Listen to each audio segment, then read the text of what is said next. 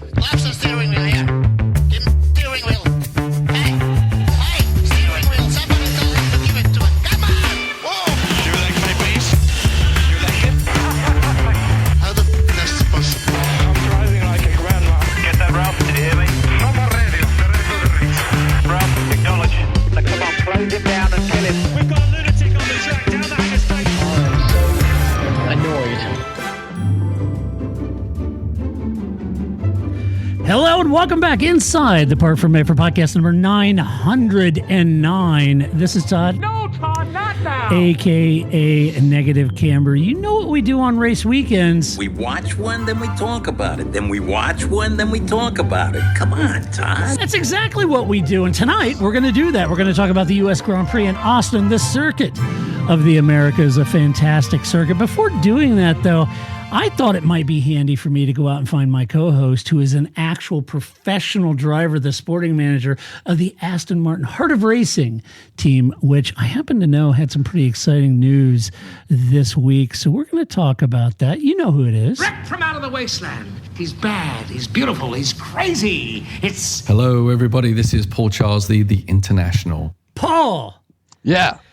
Oh, man, 4 points. And I know that hurts, missing the championship by 4 points. Yeah. That hurts. It does. I haven't even been able to make a post about it, quite honestly. I'm sitting there. Over. I know. I'm like typing, I'm thinking, the tears are coming down my face. I'm just, I can't talk about it. Oh, That's man. Tough. It was brutal. It was brutal. It's tough. It was brutal. But, you could say 4 points. Where did you lose those 4 points on that night? Other races, et cetera, et cetera. I mean, the good thing is we were right in the hunt, and Ross literally drove his ass off. At the end there, he gave it everything he could, and it was Well, you guys damn Ferraris. Yeah, I know. You guys threw everything in the kitchen sink at it, so it's not a lack of effort of trying to win it. But no, he broke the lap record just trying to get that one more position. Amazing. So Ross is amazing. He's something else. He is something special. He is. He is a Renaissance man. Well, I don't know about that.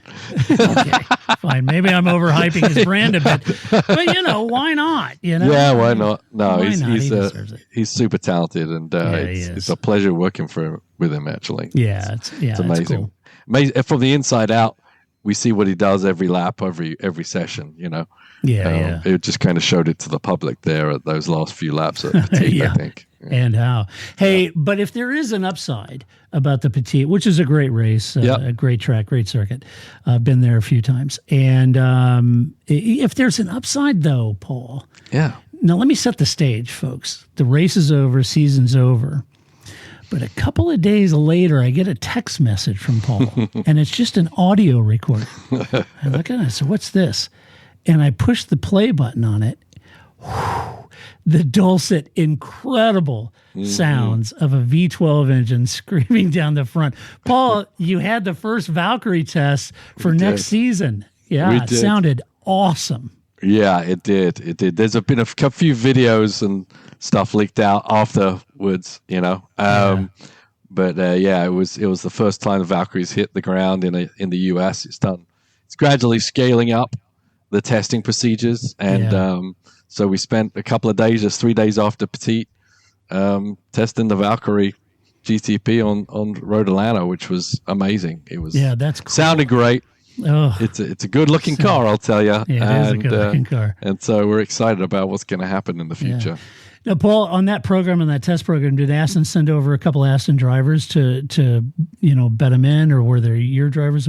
No. I mean, that's ultimately what happened at the beginning. We had Darren Turner and Harry Ticknell's a Multimatic driver, and but we had Ross, who is an Aston Martin driver, but we consider him a Heart of Racing driver. So he was driving. Him and Roman were testing it. So they've jumped in it a couple of times before. So they were a great benchmark. They know the track. They just come hot off the track. So the ideal guys to put it through its paces on US track. And they were happy with it. Yeah. I mean, everything's a progress. It's everything I've been involved in before has been cars you kind of buy off a shelf and then you work with what you're given. We're part of the development process, right? Along with Aston, along with Multimatic. So everything we do has a direct effect, and where the development's going. So it's a new part of our repertoire, so to speak. But it's very exciting to be part of that, and interesting to see how things evolve. Because these cars are very complicated. They're not as complicated probably as a Formula One car, but there's a lot of similarities between the complexities of what's going on. So every test they bring in a new technology that's kind of added on to the baseline of the car. So did they bring in the bib height adjustment on this weekend? No, we didn't have to worry about Parc Fermé, so we were bib adjusting at will. You're cranking that thing up. No one's looking. No. What the heck? Is Zach around? Okay, Zach's not here. Turn it up. Yeah. Yeah. So anyway, we are going to talk about the U.S. Grand Prix and the Circuit of the Americas in Austin, Texas. Paul and I have been there many times. Paul has actually driven that circuit. Yes, sir. In anger, Paul. I was very angry that day. Yes, you were. Very angry, very frustrated. In a Ferrari, as a matter of fact. Yeah. In a Ferrari. Yes. Well, the parallels are obvious here. You've driven that track in a Ferrari, just like Charles Leclerc. Yeah, I gave him the setup. Yeah, you called Charles. Okay, so here's what we're going to do. So let's talk about this Grand Prix. Austin always does a great job. Kudos to Bobby Epstein and the entire staff at Circuit of the Americas. They do a great job. We set a record, a Formula One record, for those of you who may have forgotten. Back in 2022, 440,000 people over a 3-day weekend at that race. That is an F1 record.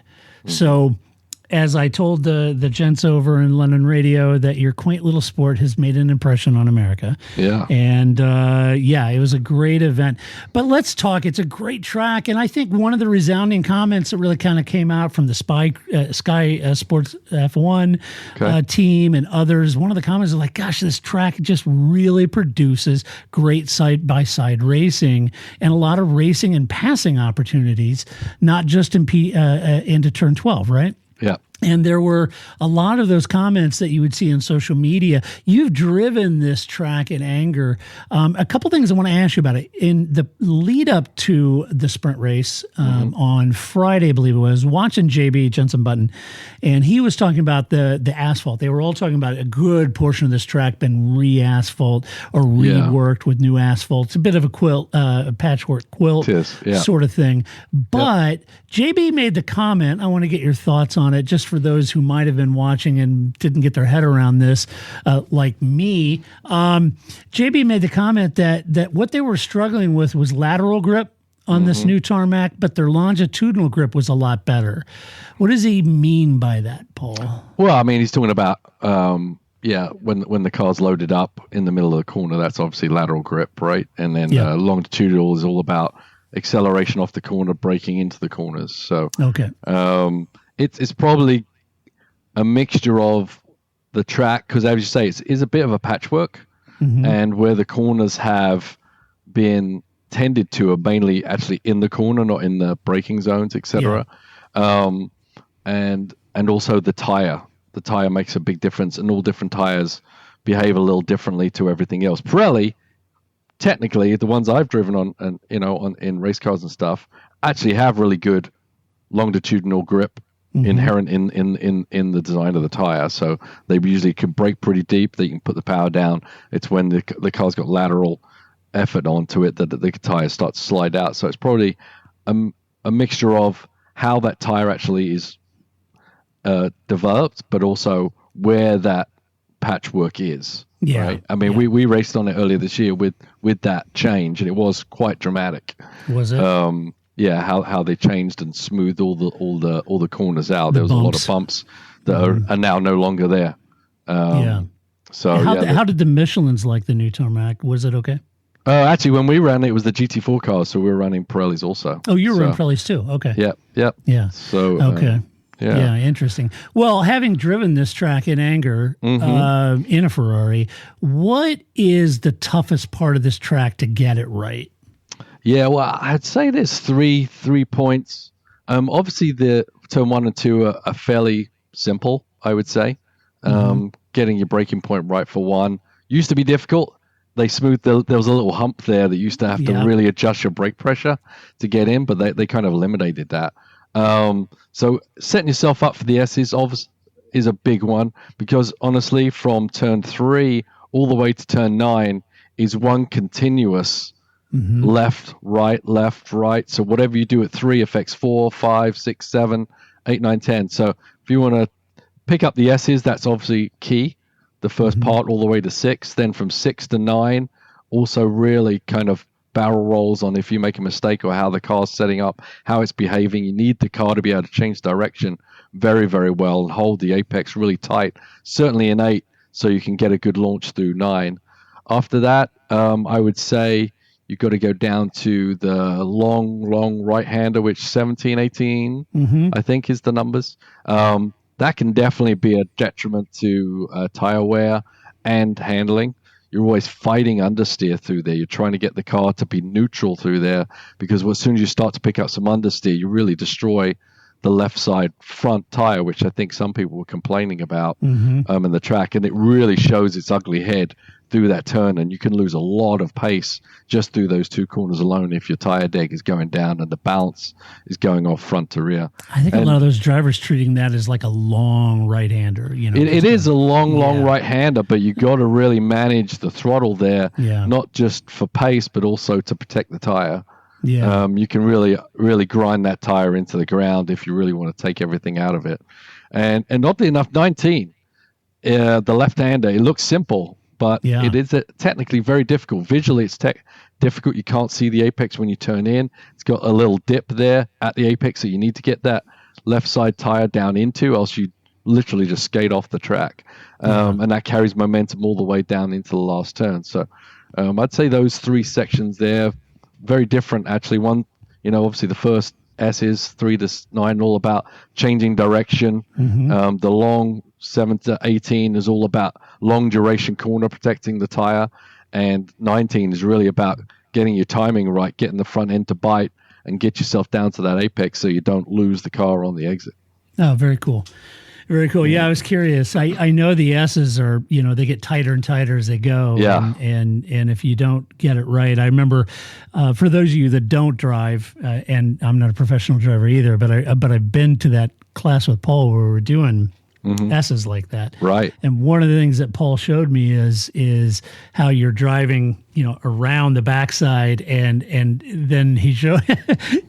He painfully pointed out how I missed it really getting the first one, and it screwed the rest of them for me. And then by the time I got to a frame, I was way just completely out of shape. That's right. But then when Paul did it, obviously he did it what he likes to call the right way. And so we went through and he was showing me that. And it really is that same, I would imagine. This was condensed when you were showing me that in practice, but those S's are very much that same. And how you attack that first one can carry that momentum all the way through as they sort of get tighter and tighter, and all of a sudden you're out of shape. The flatter, straighter you can get it into turn 3, the better off you are all the way through to 6. And then 6, as I said, kind of continuation on, but a little, maybe you can reset at 6 to get yourself through the 7, 8, 9 combination. Right. Yeah. So keep that in mind next time you're rifling down on your way to the office in your Corolla or your M Series or whatever it is you drive. Basically we've got 6. We had going into this weekend, folks. We had 6 races left, 3 of them sprint races. So, as there's a lot of anxiety, a lot of energy around this. Can Lando take the fight to Max? There's 3 sprints, so that means 3 weekends. There's all these additional points. A lot of people expecting, will Red Bull still being, in its struggling form? Will Lando and McLaren enter this weekend still in that real dominant form like we saw in Singapore? So the thought is, this is where Lando could really start to chisel away those points this weekend. So there are 6 races left. Also, did we see a result? I'm just speculating. You let me know what you guys think. But did we see the result of the regulation that now allows teams to pull cars out of Parc Fermé between the sprint and the qualifying for the race? Because what we saw on Saturday in the sprint, quite a bit different than what we saw on Sunday. Or was it just a case of full fuel loads, 56 laps, heavy loads, different tire management and strategy, right? Because, Ferrari looked competitive all weekend. They looked competitive on Friday, did qualify well, sprint, seemed competitive. Max took the win on the sprint, and then they pull him out apart from A. I would argue in my mind that maybe Ferrari and McLaren made some adjustments. McLaren puts it on pole. Ferrari goes on to win the race. So is that just a combination of the difference between a half distance going flat out on lighter fuel loads on sprint, or was it they actually improved the car between the sprint and the race? So just a mental note I made in my notes. Okay. Also, I will say, Paul, a big hat tip to the University Choir for the national anthem. That was terrific. Oh, I didn't see that or hear it. Oh, it's a shame. That was really good. So Yeah. kudos to the men and women in the choir. They did a great job. Also, I thought it was a great job by Franco Colapinto for snubbing Martin. Like, he was coming out and Martin was trying to get hold of him and just kind of like kept looking at him and walk right by him like he was some sort of weird fan or a mommy blogger of some sorts. And he was like, oh, well, okay. So there you go. Don't they get this when they get their super license? Okay, these are the people. These are the people you'll meet. You would think. Who's this? Poor guy. I don't know. Yeah. That's so my he bundle. became a meme over the weekend. It was kind of, it was like, so you got Megan the Stallion and Franco Colapinto snubbing Martin. So he's in good company. Anyway, well, let's talk about the race and as they finished and how the teams finished. We start off at the top now. Yes, everyone knows I'm a Ferrari fan. I'm very happy with the result. And no, did I pick Ferrari as a 1-2? Heck no, in my fantasy GP, I did not pick Ferrari 1 and 2. I tried to stay with Ferrari all the first half of the year, and I'm at the bottom. Are they even in your team? Even? I think do I have them for? No, I think even jettison as a team. Oh as a my GP. goodness! I know. It's because they did so much damage to my fantasy league in the first half this season because I was all in trying to be Tifosi that I am, and then I was like, oh man, I got to make a change. So I did not have them here, and much to my shame. And I'm sorry, Charles. I'm sorry. Shame. I tried. But anyway, it ends up Charles Leclerc taking the victory, P1. Carlos Sainz in P2 both had a good start, and Charles took advantage of that inside line at turn 1 while Max and Lando were drifting out wide, trying to block each other. He nipped down the inside, took the lead, and even he basically controlled the race from that point on, Paul. Had a 10-second gap at one point over P2. So it looked good. Carlos looked to be, of the two, he was a little more hampered by, he was closer to Max and Lando, so he got a little more held up, I think. Yeah, otherwise, sure. I think he'd have been on the tail of Charles and right through. But anyway, a great race. Carlos did manage to undercut Max, though, Paul, and the team were really on top of the strategy with regards of when they did that undercut. I was a little concerned that it might be a little early. He's going to be in old tires by the time, the rest made that stop, and especially look at McLaren's strategy for the tire offset delta. I was a little worried about it, but he ends up coming in P2, a great race for Carlos, and he looked racy all weekend. He looked like a guy to me that was like, well, the heck with Ferrari and everybody. I'm driving for Carlos at this point. Yeah, for sure. Especially in the sprint, right? Yeah. Probably hampered Ferrari finishing 1-2 in that, honestly. Yeah. If they'd have settled down a little bit. But yeah. Why the hell not, I guess. Can't fault him for trying. Yeah, it was fantastic race for Ferrari. I mean, obviously, I think ultimately the Ferrari was the fastest car on an average pace. Yeah. And that obviously helped. They're taking care of their tires, which helps. That gives them options. Leclerc getting to the front, controlling the race, gave them so many options to choose from, A, B, or C, really. Mm-hmm. So Leclerc just did what he did, didn't have to abuse the tires to get himself that 10-second gap, and then barring a safety car of any kind deep into the race, they were looking pretty darn good. And with Carlos, if he would have just executed that pass on Max in that first lap, it would have been a whole different race for him too. Yeah. Unfortunately, it didn't happen, and I think he maybe should have tried a little harder, maybe pushed a little harder for the 3 laps. Mm-hmm. But it's difficult that you're weighing up damaging your tires, pushing too early, pushing too hard to try and make that happen. He was hoping, maybe it would come back to him a little sooner than that.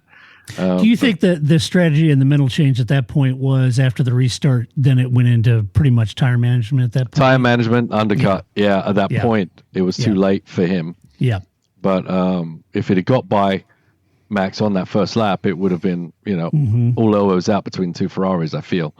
I definitely think they had their hand on, on the field, really.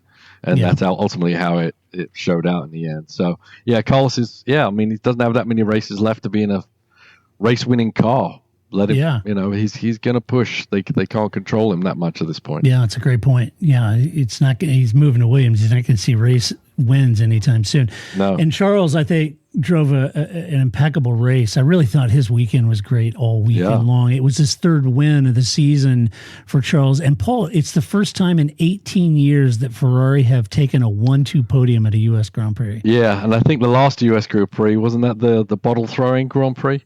Yeah. Well, at Indy, it was, right? That's when that shouldn't even be counted as a race, but anyway. Yeah, right. Right. I didn't bring that sore subject up again. Everybody's like, that's right. I'm done. That's why that. Michelin stink. I mean, no, they're actually the best tire. But anyway, I'm never watching F1 again. We get all those, those platitudes. Anyway, but hey, the result. Now, but they're contenders, Paul. The result puts them just 8 points behind Red Bull in the Constructors' Championship for second place in the championship. Yeah, so, massive. I mean, it's a for real battle for this Constructors' Championship. And I would say while the pace certainly was there this weekend, like you said, you think they were the fastest car. You certainly saw glimpses on a Friday. Fred Vasseur being a little more conservative going to Mexico. He thinks that altitude, low oxygen, going to be tough to keep the engines cool. Those kind of things may not flatter the Ferrari. May not be a very friendly track for the Ferrari. Not friendly. So we'll see. We'll see. But a great weekend. If you're a Ferrari fan, which I am, it was a great weekend for the team, a great win. And kudos. Let's talk about Red Bull, who ended up in P3 with Max Verstappen.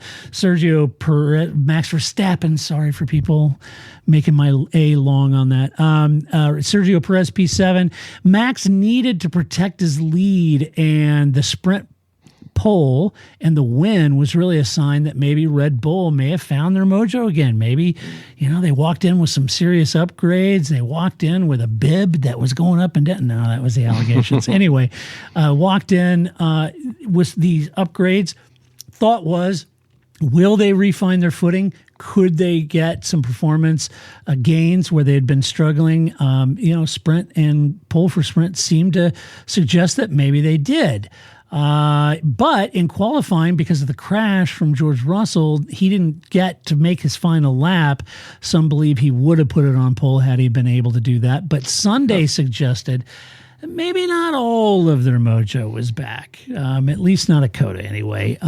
He was struggling to stay in touch with Charles there. Charles pulled out when he had a 5, 6, 7 second lead, you could argue maybe Max would already conceded and was in tire management program at that point. Maybe the 10-second was because the race wasn't with Charles. He wasn't gunning for Charles at that point. He ran wide with Lando at turn 1, and this left them behind the Ferraris and trying to rework their strategy at this point. But Max had his hands full with Carlos early on, as you mentioned, Paul.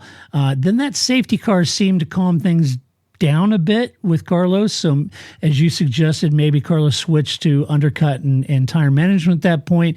Then Ferrari was able to pull out a little bit of a lead, but then Carlos was able to undercut Max. That did work. That strategy did undercut Max. And then Max was struggling quite a bit more on his hard compound tires than he was the mediums late. So Max had to defend against Lando's, whose tires had come alive basically at that point and came down to the final laps and pretty much a bold passing attempt. Lando had tried multiple times before, came down to turn 12.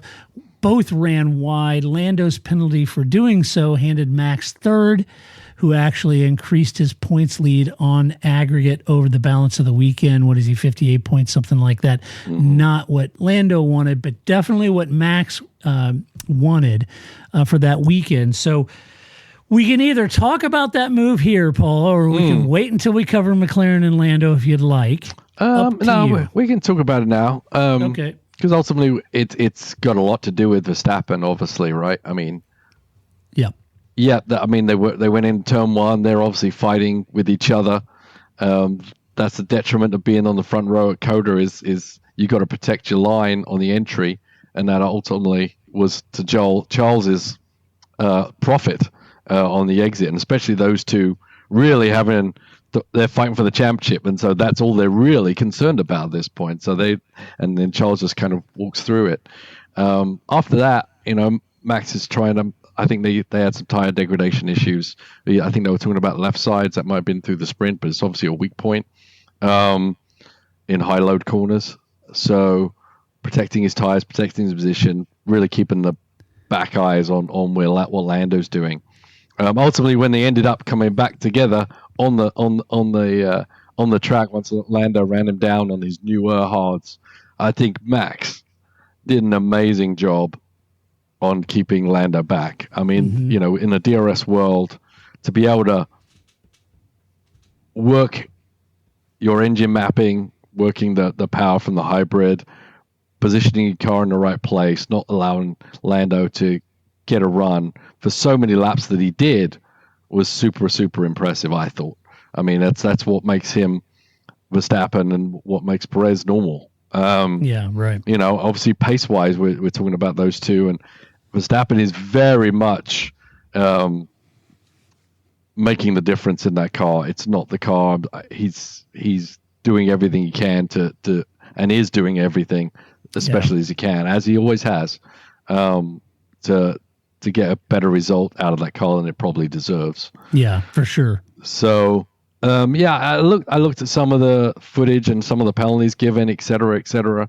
I mean, the rule being if your front axle is alongside at the apex, then you need to give room on the exit. That's ultimately not where Lando was. The team, stuck to their guns and told Lando we think he was, and allowed him to keep that position. That was their mistake. It's easy. I mean, we have it all the time, even on the IMSA team, where someone's done something, the driver's barking about something, call a penalty, he did this, he did that. Sometimes I've been able to see footage before I send a message up to IMSA, because you can call what the boy cried wolf so many times so they don't listen to you anymore. So it's very important when you make an accusation to look at footage or to look at penalties, etc., that you have as much information as you can to make it correct. As I said, else you burn your bridges. So there's sometimes when in the heat of the moment, the driver sees things one way rather than all the different angles that are available. And if you can get that footage, there's times when I've been called, we need to call a penalty on that. And I look at the footage, I'm like, that's not really a penalty. I'm not gonna burn that bridge. So, and I think it's easy for a team to get hyped up on their driver, on the emotion as well. Like, oh, we've done wrong there. Yeah, no, that's not a penalty, blah, blah, blah. They have to cool down a little bit and analyze it with a clear head. I don't think they did. The Lando, and I said, I saw some other kind of similar passes during the race on TV, and most of the time, all those drivers in Lando's position just backed off and accepted the point that, yes, I passed outside the white line. What Max did doesn't really matter. If Max drove off with track limits, then he's got a certain amount of track limits. If he drove him off the road, then you can fight that, but you cannot fight the fact that you passed while you're off the track, which you cannot do. And that's the rules, right? Whether he gave you room. If he didn't give you room, then you fight that. You say, hey, he pushed us off the track. But the one thing you can't do is is nullify that penalty even if you get it by driving off and passing and continuing on. Shouldn't have happened. It wasn't there. And Lando should have known that. He was questioning it. He was waiting for clarification. The team made the mistake on standing by, and which they shouldn't have done. They could have given Lando another chance, I think, for a go at Verstappen. Yeah, the team pretty vocal about Andrea Stella, saying that they interfered with really good racing, and Toto Wolff saying it was a biased decision. Certainly, Toto's not about to make life easy for Red Bull. Yeah. But, when you look at that poll, I've seen a lot of arguments back and forth on both sides, of course. And the argument was, well, he should have, or one of the arguments was he didn't cede the position, but he also wasn't able to pull out a 5-second lead to cover his penalty. Right. That argument was being used to suggest that's why he shouldn't have ceded the position, because he wouldn't have had the pace to get back around him. Others say, well, he clearly had the pace on Max. He would have gotten around him if he'd ceded that position and then quickly attacked him again. Right? Yeah. That's all, conjecture. It's hard to know what would have happened either way. Yeah, I mean, it was close that he could have pulled out that 5-second gap. And that's something they need to think about, rather than, should you just pass off track sooner, like 2 laps sooner, and go and pull out your 5-second, accept the penalty, and go for it? I mean, ultimately, McLaren should have said, we think it's okay, but push as hard as you can because we need 5 seconds just in case we get a penalty. Right. I think Christian Horner made a comment that there was a brief moment, that he did seem to slow up, like they were hesitating about possibly giving the place back when they should have been just pushing. Hammer down, push hard, pull out 5 seconds at least. If you got a 10-second penalty, well, so be it. But if it was a 5-second, which is what they were handing out, then he'd have been safe. So Christian sort of intimated that maybe they were trying to internally decide maybe whether to give it back, and they didn't pull out a 5-second lead. Yeah. That's Christian's version. Yeah, I mean, I maybe. Yeah, easy could have been, I mean, those, it's not like there's computers back there just making the best decision. There's emotions, there's people making decisions, and they can't make those decisions ultimately, in the instant. Sometimes it takes a little bit of thought and trying to get yourself back together in the heat of the moment, you know? It's, I mean, the rule, as I said, the rule is if your axle is ahead at the apex, then they have to give you room. And everyone that didn't have that, including Norris, apart from Norris, actually was the only one that kind of went through. Everyone else kind of ceded that position. You got to think of the lines as, if there's a brick wall out there, would you attempt that pass and ride through it? No, you wouldn't, right? You wouldn't. And I get that Max was also, off the road also to do it.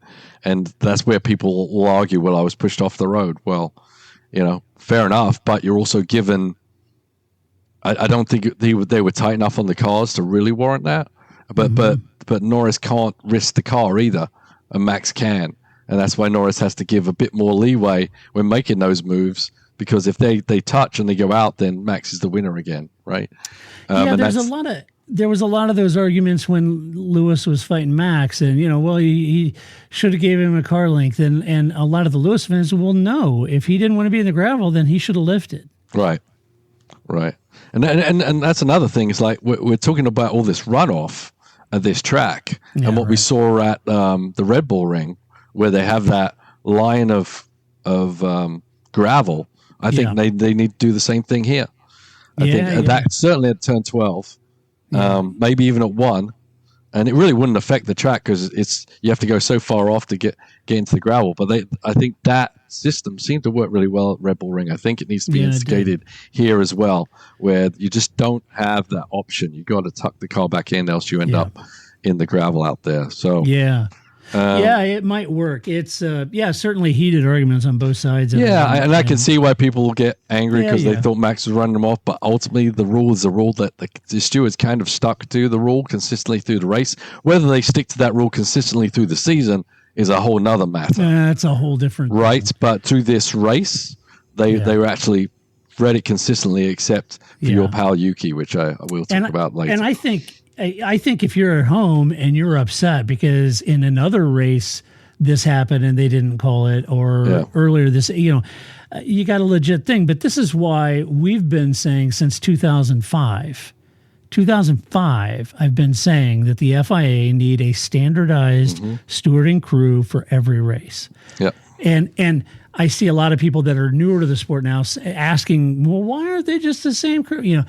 And just so you know, just to help you out here, I'm not trying to be arrogant, but to help you out here is that those stewarding roles are given. This is part of the FIA. And then when they go to different countries, they have these guest stewards come in. They're part of the motoring clubs in those countries. This is one of the perks. And so, this is how it's political. Let me just put it that way. Yeah. All right. FIA, if you ask them, say, well, we can't afford to have a dedicated steward. How can think of the money? Yes, they can. I mean, most of those stewards they do it voluntarily. At least they used to. Yeah. I'm sure they get wined and dined by by the commissioner. Yep. And it pays back for their vote for the presidency. So there you go. It's very political as to why that doesn't happen. So if you're sitting at home. And even if you're newer to the sport and you're a big content generator and a F1 influencer, well, there's your answer. We've been saying it since 2005. Let's talk about Sergio Perez. Not good enough, damn it. You like my face? You like it? I said it last year. I said it before. I said they should have put Liam in this seat, and if they wanted to move Sergio over to RB, they could, although I think Sergio's contract would have something that would prevent that. But anyway, Sergio, my man, Sergio just almost seemed content, Paul, to run behind Magnussen and the other midfield cars for the majority of the early part of the race. Yeah. He just, I'm not saying he was content, but it looked like that, it just, I mean, he tried to recover late in the race once he got the hard compounds on, but in the fresh tires, he was able to get up to P7. But it's just, I don't know what it is. He just is just not good enough. Damn it! There, it's just not good enough. Yeah, I can't. We can talk about it every week. It hasn't changed. Yeah. Well, and if they lose second in the constructors' championship, this is on them. Yeah, it is. It's on them. Yeah, should have put somebody in there that could have protected P2 in the Constructors' Championship. Yep. So very difficult. I love Sergio, but I know. That's the thing, right? I mean, Sergio's a great guy. He's a passionate guy, and he's showed in the past just ultimate speed, but right now he's not there. He's in the Ricciardo frame of pace, and everyone has their day, and it's not his day anymore. It really isn't. Kind of in that Daniel Ricciardo, Valtteri Bottas, just this is it's hard to do it, Yeah, I mean, it's hard to do it. I mean, think of how many races you have to do in Formula One nowadays. I mean, what they say? Albon has now done more Grand Prix than Jackie Stewart. Yeah. Right? I mean, the intensity of what Formula One is, it's very difficult to do it race after race, let alone year after year. Right? Yeah, it really is. Let's see. Who should we talk about? Now let's talk about McLaren. Oh, Jesus. And Lando Norris. You got Lando in P4, Oscar Piastri P5. Lando ran wide at turn 1 with Max, got hobbled, losing 3 places there. From there, both Lando and Oscar seemed to lose pace with Max and Charles in the early stages, but the team did. Got to give kudos to the team here. The team did pull a very nice strategy, running both cars long into those first stints. The team strategy really created this offset delta, which allowed them to come back late in the race on fresher tires and get up on Max's tail. Max was struggling on his hard compounds. What are they, 6 or so laps older than Lando's? Yeah. So kudos to McLaren, man. They pulled that race back into the grip. They really did. After some patience, Lando then was able to catch Max. He tried multiple passes, struggled to get around, and then finally, as you mentioned, Max defending incredibly well there, but he finally tried that move at turn 12. Both ran wide. Lando was penalized because he had multiple off track beyond the white line incursions. And so if you consider Tsunoda, Gasly, Russell, they were all penalized for the same kind of incident at that corner with 5-second penalties. It became clear the stewards were clamping down on that in this particular race. I mean, not on that first lap, but you also know that first lap is sort of first lap incidents, right? They're a little more lenient on that first lap. But then they started clamping down, which left George Russell saying, "What?" Right? So from that perspective, that's what happened. Regardless, the team said it was a shame. They interfered with the outcome of this race. They were very, very vocal. I'd almost say, you got to be a little careful. If this was Max Mosley era, Maxley would have he would have slammed their head in the car door about criticizing the FIA like that. Yeah.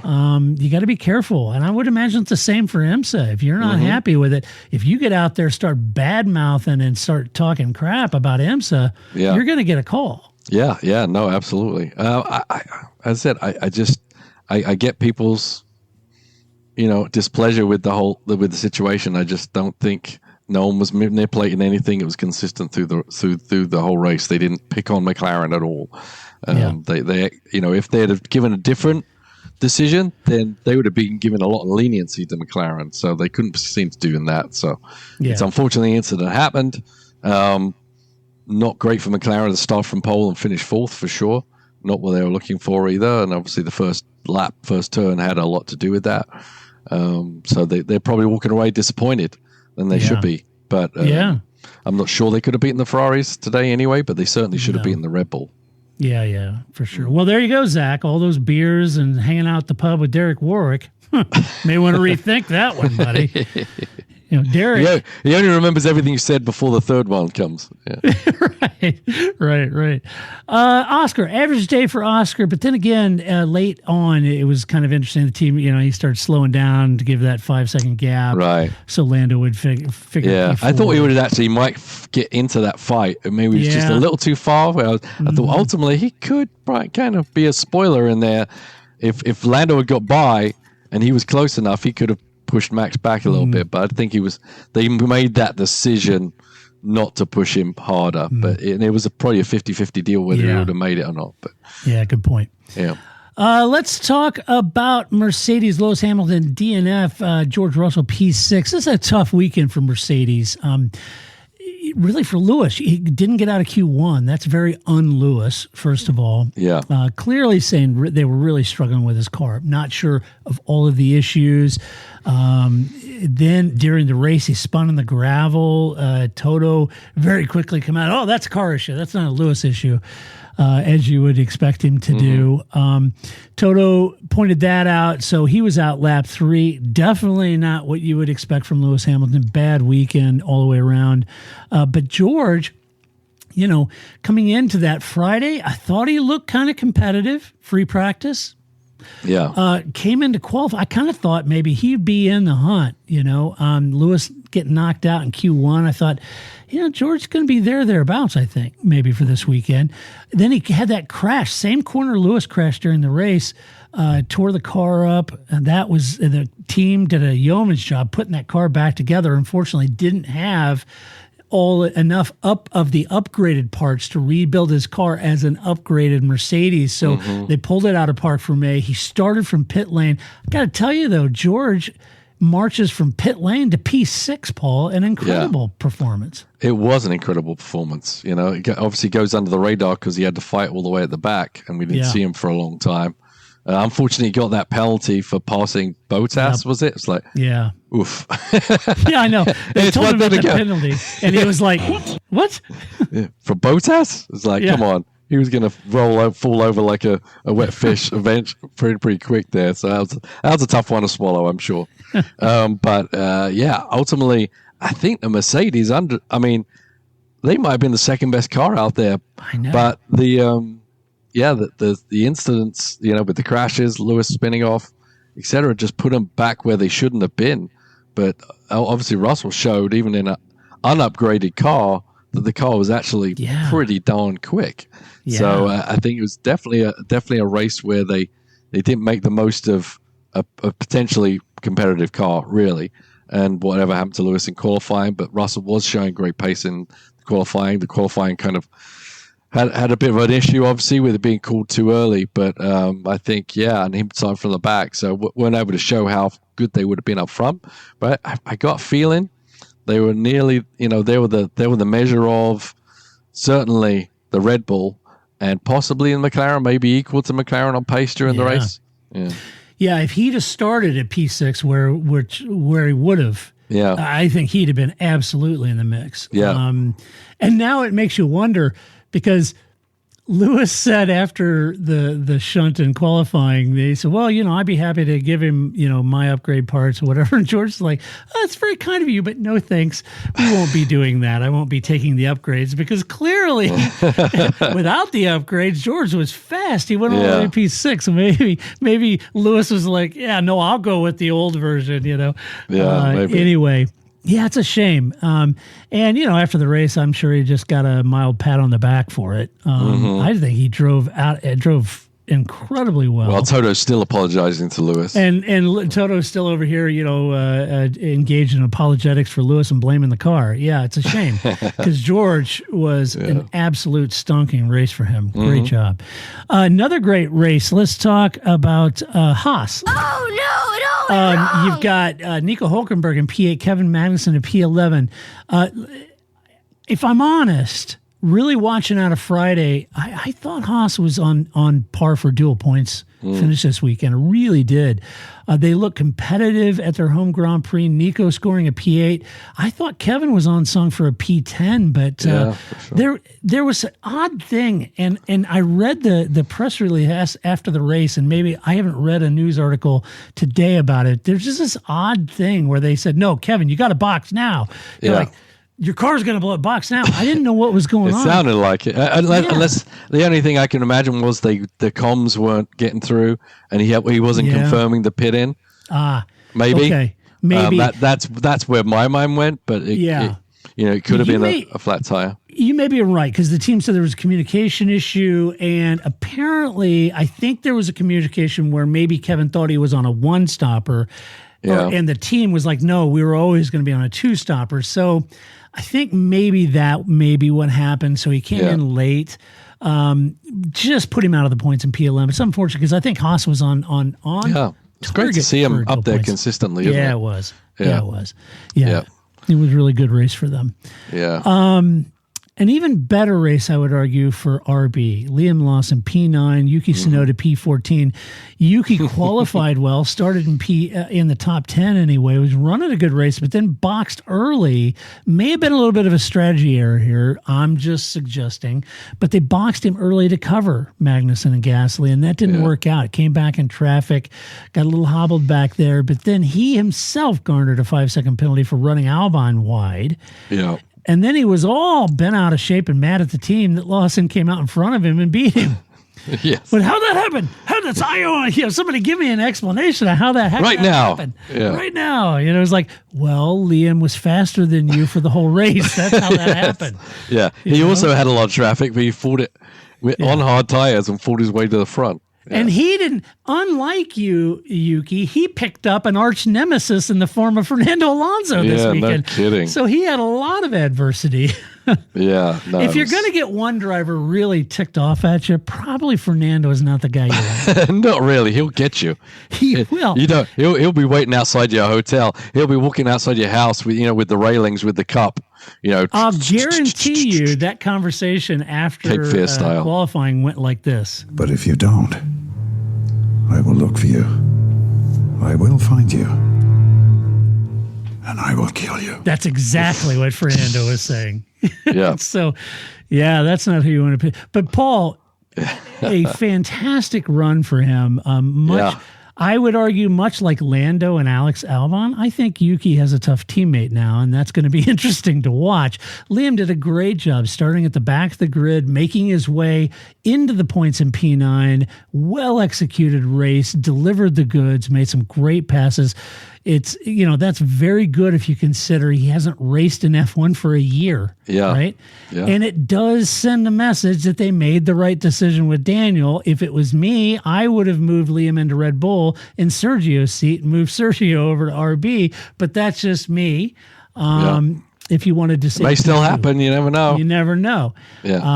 I said last year that neither Dan or Yuki, either one of them shouldn't be there. They should have started the season with Liam. Mm-hmm. I don't know how I see that, and Helmut Marko didn't. But anyway, Yeah. Tommy Yeah. won right. Great race for him, though. Yeah, no, it really was. I mean, started off the weekend pretty tough, getting the penalties Yep. and all that kind of stuff, but not through his doing at all. He had 60 grid place penalty. Yeah. As Grace said, he was starting from Zandvoort. Yeah. But it's exactly what he went into the weekend saying. I'm here.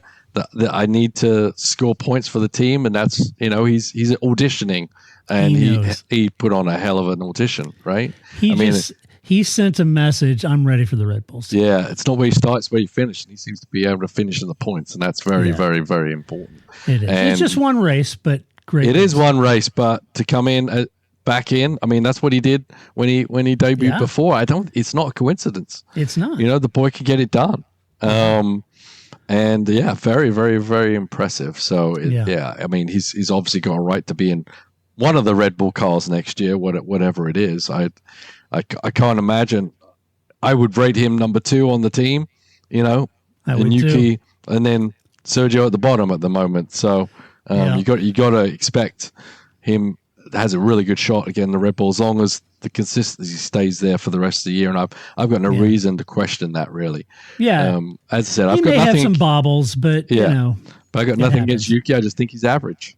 Yeah. He just came in with a presence and a personality and whatever that made an impact, but I don't think his driving has ever made an impact, honestly. No. But he's swearing maybe, but I just don't. On the track, I just haven't seen anything special at all. No. I do think he was the only guy that got a penalty that probably shouldn't have.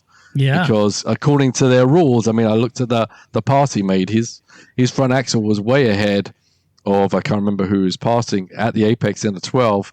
He got a penalty for it. I'm not really sure why. So I don't think he deserved that penalty, but he did deserve to be behind Lawson. Yeah, right. Yeah. Speaking of another great drive, I thought this was going to be a good weekend for Williams. I was right in one sense. You had Alex Albon down to P16, Franco Colapinto in P10. Great drive by Franco. It's an interesting one, but you got to give Alex a little credit here with some deference. He did have some clashes early on. He had that clash with Ocon in T1.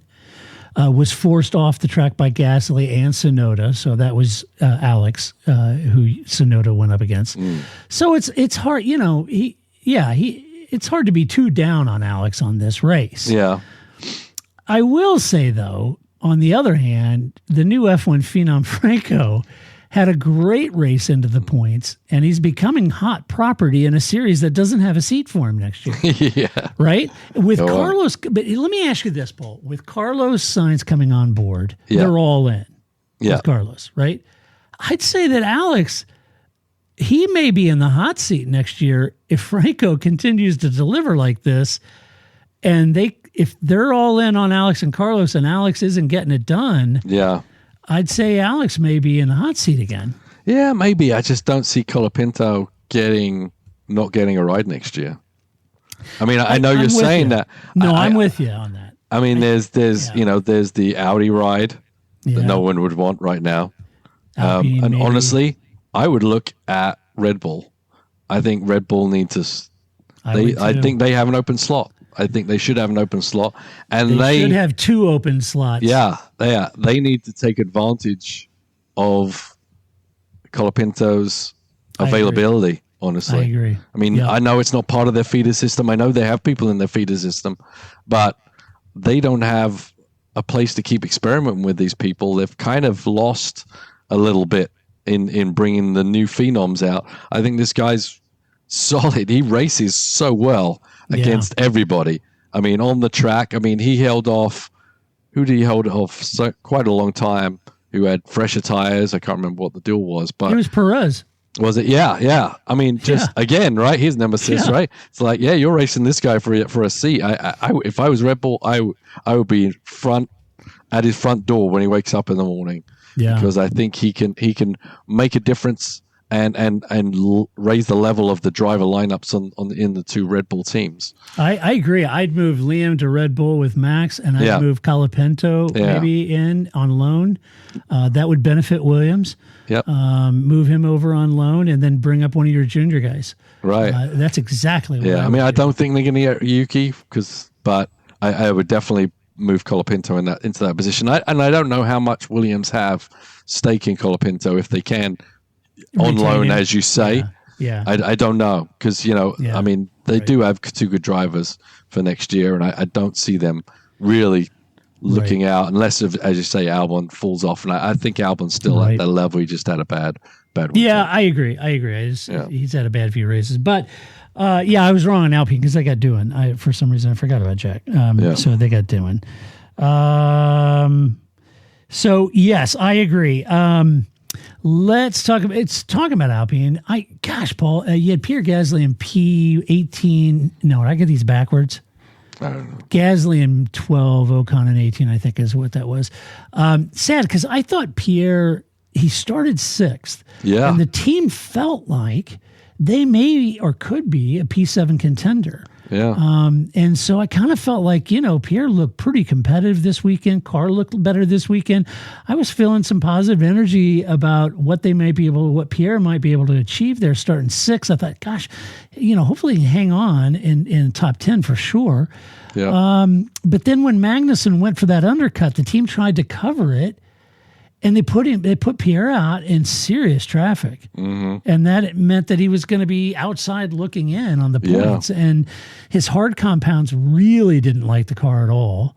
He got that penalty for forcing Alex wide, and that pretty much put pay to Kamacropper at that point for the race. It's unfortunate for Pierre. It was. I really felt like he looked better. Yeah, I think the car was a top 10 competitive car for sure. And they worked their way to the back of the field, unfortunately. So, circumstances did not work for Gasly. I think the car was competitive and he was competitive in it. But, sometimes it happens.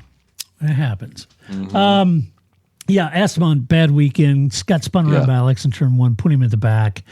He was not able to get back up. He did box late and stole the fast lap away from Williams. Yes, he did. Which another impressive thing by Colapinto. Yeah. Where did that come from? Jesus. I know Colapinto had. It's not like he boxed late and nabbed it. No. He had worn tires and had it on merit. And then Williams or Alpine stole it because that's who they're battling in the championship. Right. It's a good move by Alpine to do that. And that's going away next year, right? That's why it's going away. Well, I don't know why. It's like, why not? Why not? It's fun. Yeah. Why not? Let them mess around with it. I think it's fun. Absolutely. I don't see any reason not to keep that going. I was never a big fan of it, but I like it more in that realm than just a fast lap out there where people are stealing points from people rather than gaining points. So. I like it because it was a heads-up move because they're fighting Williams in the championship, and Williams went for it, got the fast lap with Franco, and Alpine's like, I'm going to take it from you. It's fun. Yeah. It's part of the strategy. Anyway, tough weekend for Aston Martin. Lance Stroll P15, Alonso P13. Fernando knew he was out of place when Martin asked him before the race, said, really, I'm going to be looking in my mirrors for most of the race, and he was. Very difficult. Still managed to be P13. Car just did not look hooked up here. Stroll, very ragged all weekend, ran wide after the safety car, lost several positions. He was riding right there with Fernando, but dropped back. Very difficult. Fernando did achieve one thing, though. He found a new arch nemesis in Liam Lawson this weekend, so he's got that going for him. So tough weekend. Let's hope they do better in Mexico, though. Yeah, not great.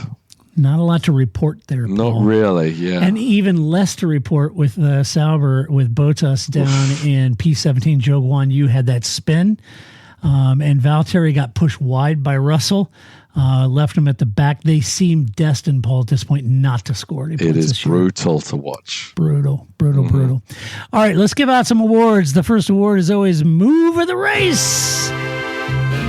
We'll do it live. Oh, yeah. Move of the race, Paul. Who'd you have? Well, I got a couple here so we can share a little bit. I certainly thought the call to start on the hards and go to medium was a good call, and it benefited a lot of people. But but ultimately I think I'm going to go with Charles Leclerc in turn 1 because that really changed the whole race around and kind of set the stage for the whole success. Right. Yeah. I had Leclerc. Yeah, it's a good move. Yeah. I agree. All right, let's give out donkey of the race. Oh boy. Good job, Paul. Well, can we rename it the Sergio Perez Donkey Award? Yeah, right. Is that bad form? That's right. That's mean. That's bad. That is bad. That's mean. The problem is just as well as I do. Yeah. Yeah, I'm sorry. So you gave it to Sergio?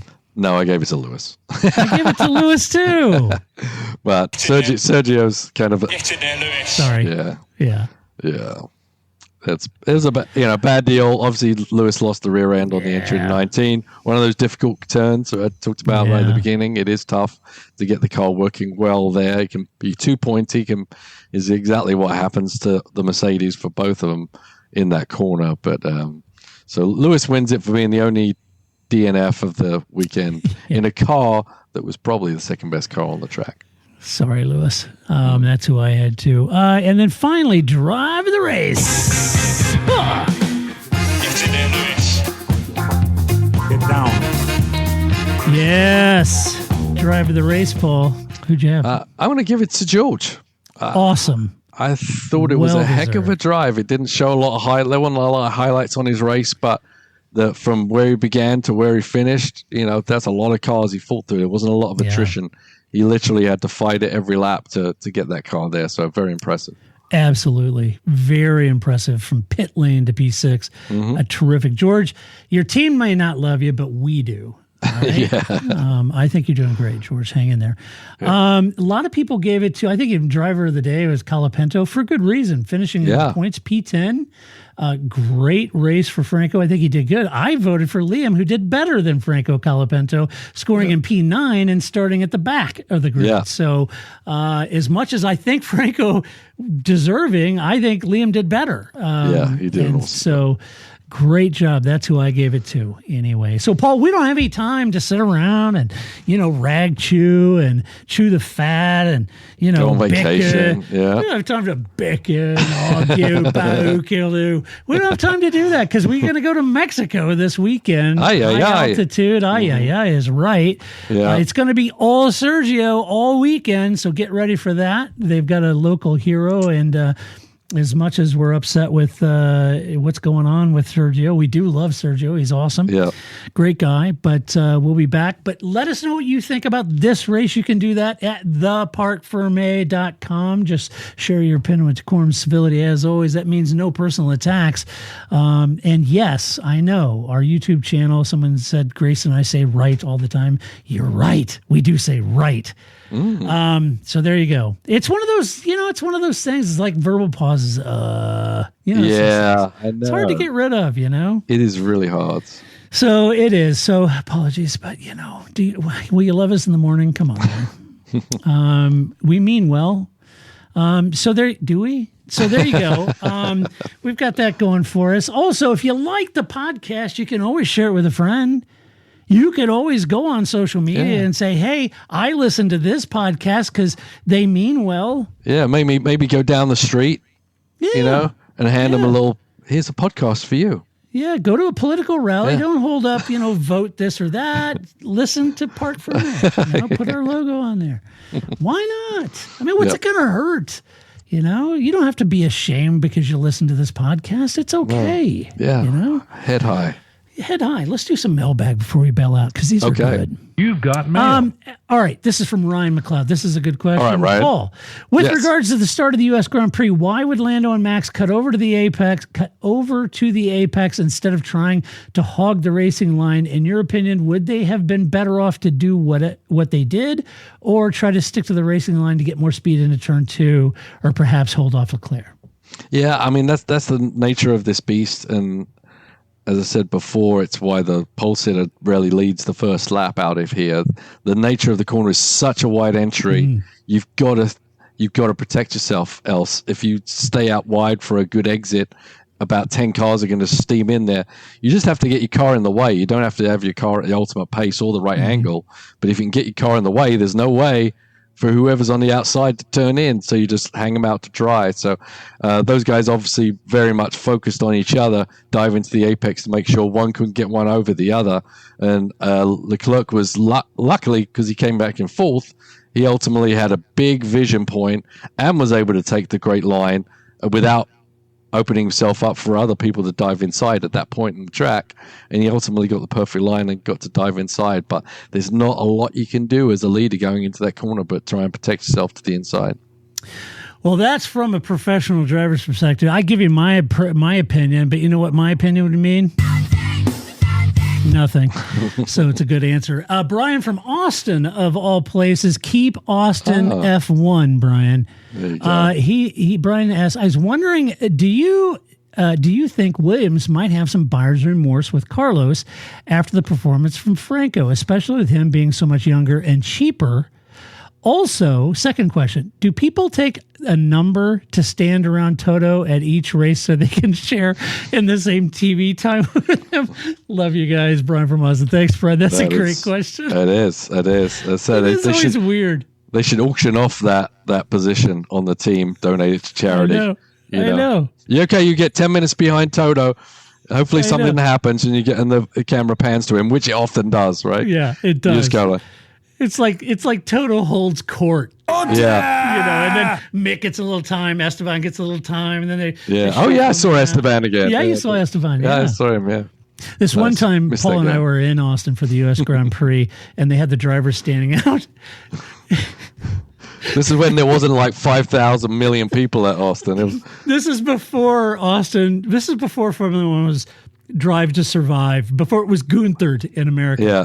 Yeah. So you could walk the pit lane. Shut that guy up. Oh, and so they had the drivers standing out in front of the garages when they had the fans go through, and you could go up and talk to him. And nobody was talking to Esteban. And he was standing there by himself. There was no team, no nothing. He was just standing out in his race overalls watching fans, and all the fans are going by like, I don't know who that is. And they kept walking. So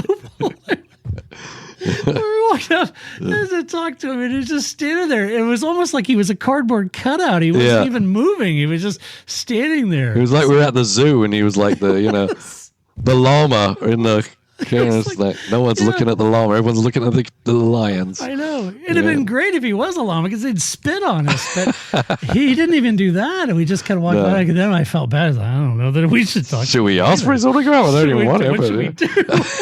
Invite him around for dinner. I'm uncomfortable. Yeah. At this point, I'm uncomfortable. Yeah. I'm going to just go on for it. I don't know what to do. To do. Yeah. So anyway, it was funny. Right. But you just brought up Gunther, so maybe I should change my donkey. That guy, don't give him a microphone. Do not. Let him go, people. There's a reason he got fired. Let him go. Let him go. He doesn't have anything to bring to the party. He was fun in Drive Survive, but that doesn't translate to him being a great broadcaster. So he is horrible. Yeah. His questions are horrible. His lead into the questions. He basically asks a question while trying to answer it to show that he has knowledge of Formula One. And then he's asking the questions to the guy and he's like, I guess what you just said. I don't know. Congratulations, he's terrible. Gunther. You have just achieved Davide status in Paul's world, So you've got Davide status. He was so brilliant. So anyway, there you go. So anyway, do you think you're having... Where's that Lando thing? Yeah. Oh, no. Well, I'll give you the Flavio. Jesus Christ. Yeah. There you go. Perfect. So buyer's remorse with Carlos? I don't think so, but you could think there would be a hint of it. I think they're just remorse. They don't have 3 cars to run. I mean, they know they're going to get a great driver in Carlos. He's doing great. How the money situation, maybe they could say, but I don't think so. But that they definitely want to keep a grip on him because Carlos brings a lot of insider info too, Paul. Yeah, right. Yeah, he knows where the bodies are buried. Yeah, he's going to do a great job for them. Yeah, he will. But probably remorse in not bringing him into the team at the beginning of the season. Yeah. Right. But, good point. All right. Well, that does it. That's what we think. And then we will be back next week to do it all over again because we're going to talk about the Mexican Grand Prix, and that's always a fun time. So we will be back. Until that time, This is Todd, a.k.a. Negative Gamer, saying so long. That's it, man. Game over, man. Game over. It's not what I feel I've got to prove at all. I don't really want to prove anything. I started as an amateur with no idea or no intention of becoming world champion. I was curious to find out what it was like to drive a car fast, to drive on a certain circuit, to drive a certain type of car.